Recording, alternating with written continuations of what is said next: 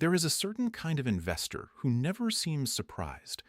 When the Fed speaks, when the market lurches, when everyone else is scrambling to react, they are already positioned, calm, early, a step ahead of the headline. And here is the part that should bother you, in the good way, the way that makes you lean in. It is not because they are smarter than you. It is because they learned something a long time ago that the big banks and the financial press would very much prefer you never sit and think about too hard. If you are a retiree with your life savings inside a 401k or an IRA, this matters to you more than almost anyone watching because you are the one who moves last. You get the news after the trading desks have already acted on it. You read about the rescue after the smart money has already been paid by it. So stay with me because I want to walk you through the single reflex that has quietly driven every major rescue in modern markets and why the people at the very top have already positioned for the next one, long before it arrives on your screen. Let me give you the fact that unlocks the whole thing, and I will give it to you right now, not at the end. Go back to the autumn of 1987. The stock market did not decline. It did not correct. In a single trading day, it fell by roughly a fifth of its entire value, the steepest one-day drop of its kind in the history of the American market. Fortunes evaporated between morning and afternoon.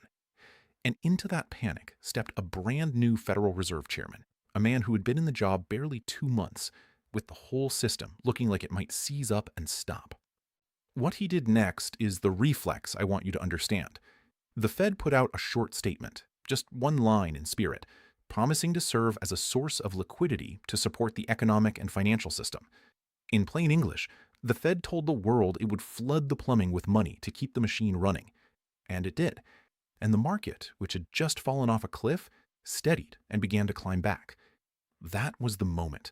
That was the birth of what traders have called the Fed put ever since. The unspoken promise that when things break badly enough, the central bank will step in and catch the fall. Now, think about what that teaches a market over time. A put, in the language of Wall Street, is a kind of insurance against a crash. And what the professionals took away from 1987, and from every rescue that followed it, was that they were holding an insurance policy they never had to pay for, written by the most powerful institution in finance. Buy the dip. It always comes back. The Fed will not let it burn. Once a market believes that in its bones, it stops fearing the fall. And people who do not fear the fall behave very differently from people who do. Here is why the big banks do not want you dwelling on this. Because the Fed put was never really about protecting you, the ordinary saver at your kitchen table. It was about protecting the system, the plumbing, the large institutions whose failure would take everyone down with them. When the rescue comes, it does not arrive as a check in your mailbox. It arrives as a wave of new liquidity that lifts the assets the wealthy already own. They are positioned before the wave. You are underneath it, watching your grocery bill climb, wondering why your dollars buy less every year. The rescue reflex is real, and it works, but it does not work evenly, and it never has. Let me put a face on this, because it is easy to talk about markets as if they were weather, something that just happens. Picture a man who did everything right. He worked 40 years, he saved diligently, he kept his money in the safe, sensible things he was told to keep it in. He lived through that autumn of 1987, and he watched the market fall off a cliff, and then, to his relief, climb back. He learned the same lesson the professionals learned, that the system gets rescued. But there was a difference he never noticed. The professionals learned to position ahead of the rescue and profit from the flood. He learned only to trust it and to wait. And over the decades that followed, rescue after rescue, his savings were technically safe and quietly worth less, because every flood that lifted the wealthy also thinned the value of the dollar sitting in his account. He was never wiped out. He was simply, slowly, left behind. That man is who this reflex is built to leave behind, and I do not want him to be you. And that brings us to right now, to the reason this old story suddenly matters again. Because the reflex has a price, and the price is the value of the money itself. Every rescue, every flood of liquidity, every promise to catch the fall is paid for in the same currency, a currency that is worth a little less on the other side. The professionals understand this. It is why, when a rescue is on the horizon, the smartest money on earth does not just wait for the central bank to act, it front runs the reflex. It moves into the assets that hold their value when the money is quietly diluted to save the system. Which is exactly what has been happening at the very top of the financial world, in plain sight, while the mainstream barely mentions it. The largest, most conservative buyers on the planet, the central banks themselves, the very institutions that manage nations' reserves, have been accumulating gold at a record pace. For 3 straight years running, official buyers took in more than 1,000 tons of the metal every year, roughly double what they had been buying in the decade before. These are not speculators chasing a hot tip. These are the most cautious money managers in existence, and they have been voting, with real reserves, for the one asset that no central bank can print and no rescue can dilute. Think about who that is. The people who run the printing presses, the people who understand the Fed put better than anyone alive because they operate their own version of it, are the very ones quietly moving into gold. That should stop you cold. When the fire department starts buying insurance on its own station, you might want to ask what they know about the wiring. And it goes further than the buying. Gold recently overtook the euro to become the second largest reserve asset held by central banks in the entire world, behind only the US dollar itself. That is not a headline you saw shouted from the financial channels. It is a tectonic shift, and it happened while most people were looking the other way. Now, let me pause here, because if you are feeling that quiet unease right now, that sense that the game is being played above your head and you were never dealt in, I want to speak to you directly, because there is something you can actually do about it.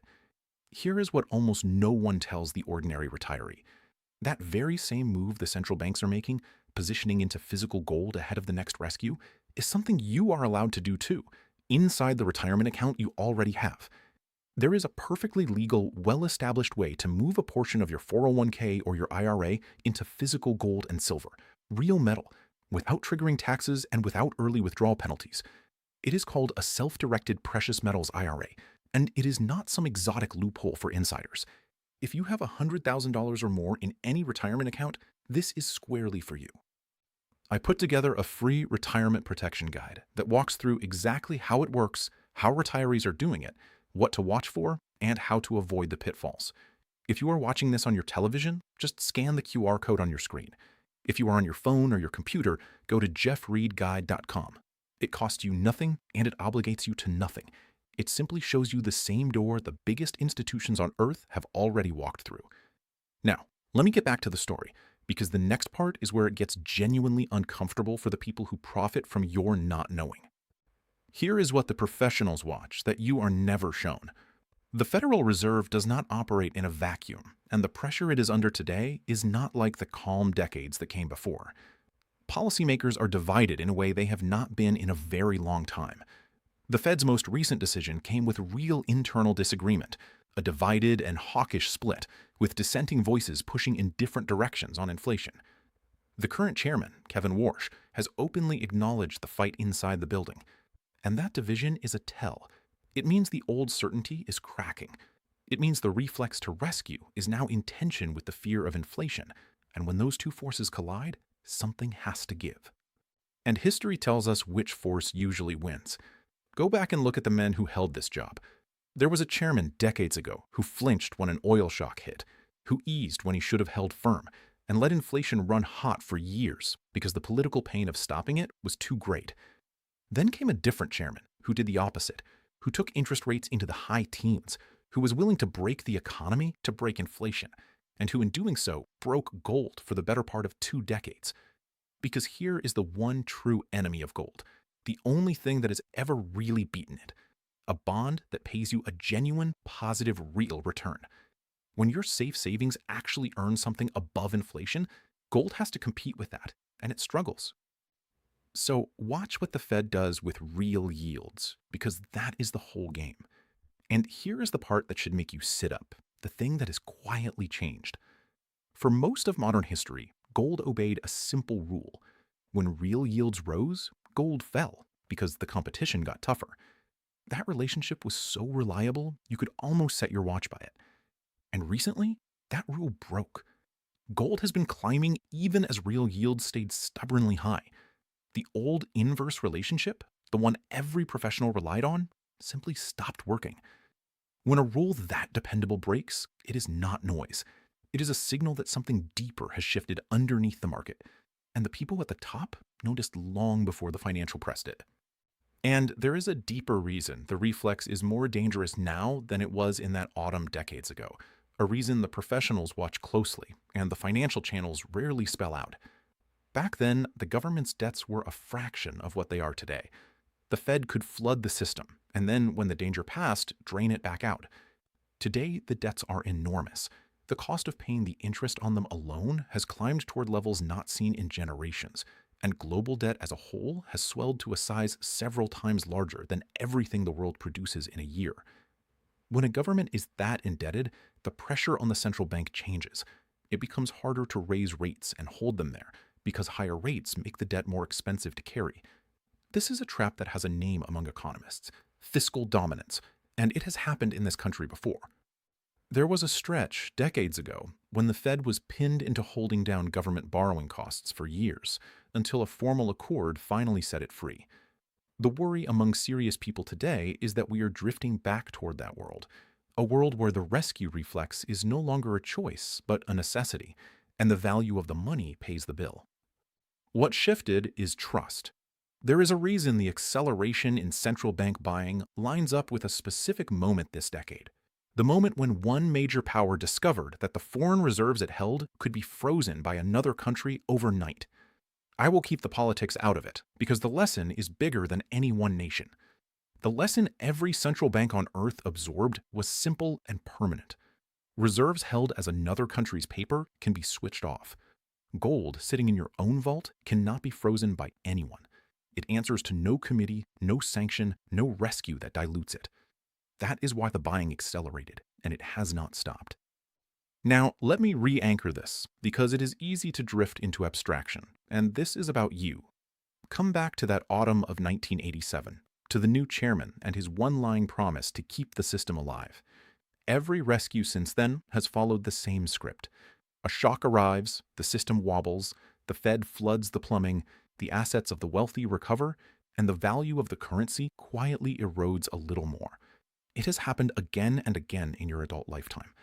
Think of the late 90s, when a distant default and a wave of financial contagion showed how fast something the world called safe could reprice in a matter of days, and the rescue reflex kicked in once more. And it cuts both ways. There was a moment years later when the Fed did nothing more than hint that it might slow its buying. Just a whisper of less support, and gold fell hard that year on the mere suggestion. That is how sensitive this whole arrangement has become. The market does not react to what the Fed does. It reacts to what the Fed signals about the rescue itself. And each time, the people who understood the reflex were positioned before the flood, and the people who reacted to the news were positioned after it. The difference between those two groups, compounded over decades, is the difference between preserving what you built and slowly watching it thin out. And that is the recognition moment I need you to arrive at, because it is the whole point of this video. We are not yet in the moment when everyone understands this. Right now, the smart money and the central banks already see it, and they are already positioned. The pension funds, the mainstream advisors, the financial media, they have not fully caught on, or they have reasons not to say it out loud.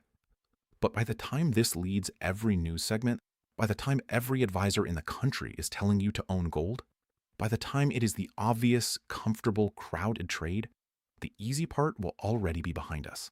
That is how it always goes. Nobody sends you an invitation to be early. Nobody is going to call your house and tell you the window is open. By the time it is obvious is all that is left. So let me be honest with you, the way the people selling you the dip never are. I cannot promise you a price, and I will not. I cannot tell you what gold does next month or next year, and anyone who claims they can is selling you something. This is volatile. Metal can fall hard and fast, and it has. What I am laying out for you is a case built on real history and the real behavior of the most serious money on earth. It is not a guarantee, and it is not personal financial advice. It is a lens for understanding what is actually happening, so that you are not the last one to see it. And here is the practical part, the small handful of principles that matter if you own metal or you are thinking about it. Own the real thing. Physical gold and silver you or your custodian actually hold, not a paper claim that only pays off if the other side stays solvent. Size your position so that a sharp drop can never force you to sell at the bottom, because forced sellers into a shakeout are exactly who the desks feed on. And do not panic into the dips, because the whole rescue reflex we have been talking about is designed, in the end, to make the metal that survives it worth more, not less. Slow, calm, sized right, held for the reason you bought it. That is how you stand where the top 1% stands, instead of underneath them. So the answer to the question that brought you here is yes. The top 1% already front-ran the Fed, and they did it the same way they always have, by understanding the rescue reflex that was born in 1987 and positioning ahead of it instead of behind it. You do not need their access or their fortune to do the same thing. You need to understand the reflex, and you need to act while it is still calm, still cheap, and still your decision to make.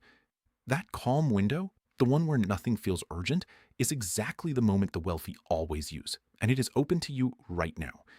If you watched this all the way to the end and you have $100,000 or more in a retirement account, I would like to offer you a free, no obligation, one-on-one educational web conference where we walk through your specific situation. Mention that you watched this full video. If you are on your television, scan the QR code on your screen. If you are on your phone or your computer, go to jeffreedguide.com. Do not wait for the invitation that never comes. Be the one who was already positioned when everyone else was still scrambling to react.